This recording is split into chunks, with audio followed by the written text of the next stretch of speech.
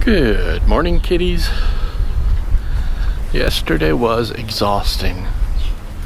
It was exhausting coming up with that list mentally. It was exhausting recording all of that list. That list was originally, I was going to explain each and everything in some form of detail. But as you notice, I kind of gave up on that idea probably about a tenth of the way into it because I realized that it would take forever. I hope you learned something about me from there. The good, the bad, the somewhere in between. Sorry. The devil's butt crack is hot today, even though it's not that hot outside.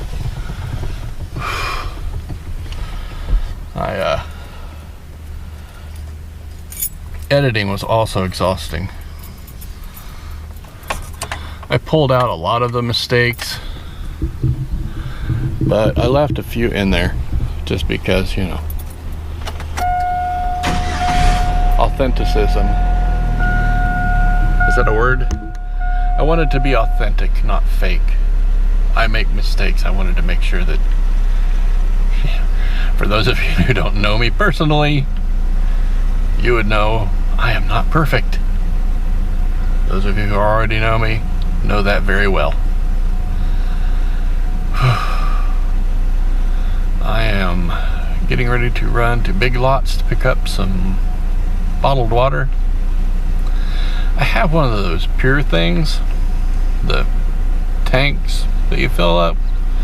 The problem with that is that everybody uses it, but I'm the only one filling it. So I go to get a drink of water and there's not even enough to fill a glass.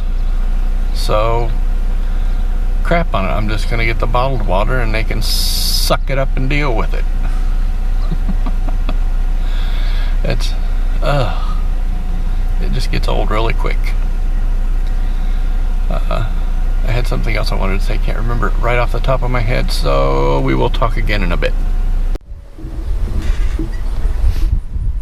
I have a confession to make.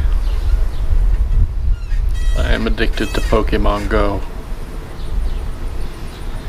This may be the most time-sucking evil game ever created, but it's so much fun. I don't even like Pokemon all that much other than Pikachu, but I find myself addicted to finding more. And because it's interactive and you get to go out in the real world to do it, it's a bonus. It's a win-win. Well, you know, except for my phone's battery life. I have a Droid Turbo 2. You know, they advertise a 2-day battery life, which is no. But I was getting a full day easy. And now I find myself having to recharge about halfway through the day because I'm just constantly flipping Pokeballs at Pokemon. This is not what someone my age should be doing. I am too old for Pokemon Go, but I can't stop. Okay. Let's talk a little bit about my love of movies, the desire to make one, blah blah blah.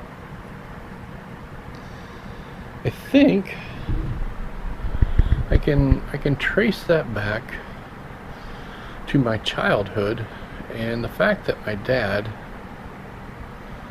ran a movie theater for some time. So I spent quite a bit of time there as a youngin', and it was even actually one of my first official paying jobs because I ran the projectors. Fun times, those. Let me tell you a little bit about the responsibilities of running the projectors. When the the movies came in, and they were shipped to us by Greyhound. That's how long ago. They would come in these canisters. Usually there was 2 of them, sometimes 3, depending upon the length of the movie. Anyway, you would meet the bus, carry them to the theater, which was about 2 blocks away. And they were kind of heavy. Not super heavy. I mean, I was a kid, I was doing it. You had to take them upstairs into the projection room. And normally they wouldn't have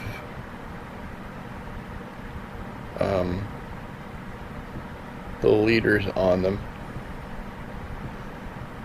or they wouldn't have a tail, so you would have to glue this stuff on. We had special equipment upstairs, you know, you'd run it, you'd have to spin it. We didn't have an automatic rewinder, so you know, each time you got a reel done you had to rewind it by hand, which wasn't that hard. It only took a few seconds because you just got that sucker going until it was all rewound. You'd have to glue the things on. Sometimes those little, in the good old days, the cue for the projectionist that it was time to start up the other projector and get ready were these little dots that would flash up in the upper right hand corner. I believe it was right hand corner. Anyway, when you saw those, you would fire up the light on the projector first, which consisted of basically welding rods is what they looked like. You'd strike those and get them going, and then you would start the projector, and then your next cue dots were the ones where you switch to the other projector.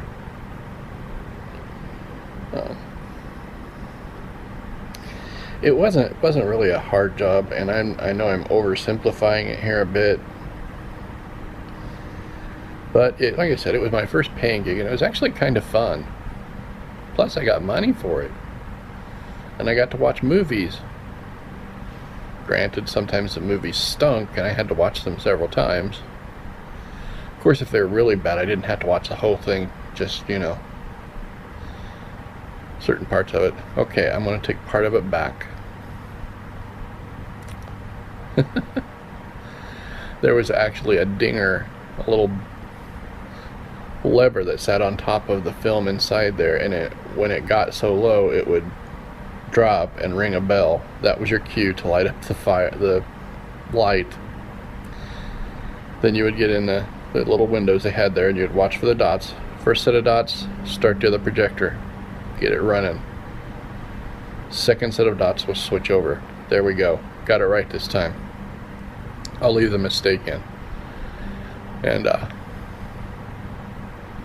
for the most part, it was a really cool job, although sometimes you might forget something,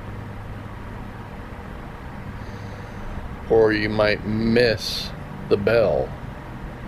If you happen to step out for just a second and that bell went off, it wasn't very loud, so you didn't know. In cases like that, you know, we had a little buzzer system that I could use. It had been in the theater forever because, you know, projectionists had problems all the time.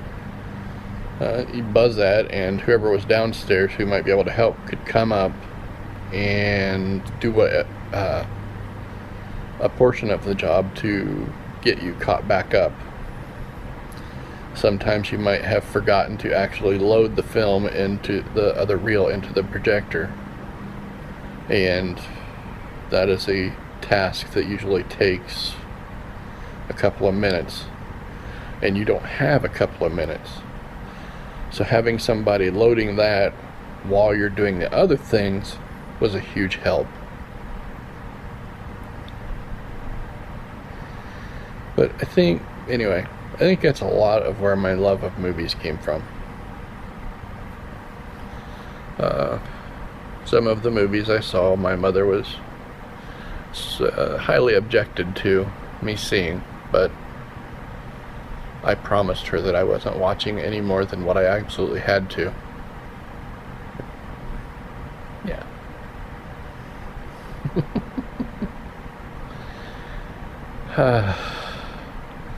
Anyway, as you can tell, I'm upstairs in the bedroom relaxing because it's just too noisy downstairs. Desiree's watching Glee, which I just cannot stand. It drives me up a wall. Anna's in her room, presumably playing video games. And I'm in my bedroom, making a video. I think that's probably enough for today. I'm not sure how long the other stuff was, but I see right now I'm running at 7:23 on this one alone. And after yesterday's long one, I think I'll try to keep this kind of short at least. So, on that note, I'm going to say peace, rock on, see you tomorrow.